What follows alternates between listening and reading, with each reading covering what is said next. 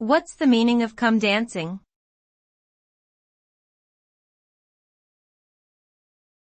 Come dancing.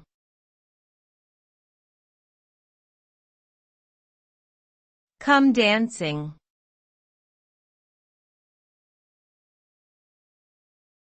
Come dancing.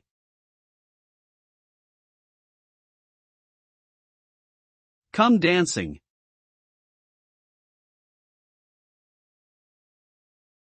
Come dancing is a phrase that typically refers to a style of ballroom dancing popular in the UK during the 20th century.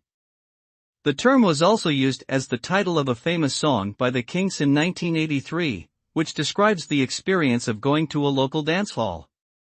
The song reflects on the nostalgic memories of a bygone era, when young people would gather to dance and socialize.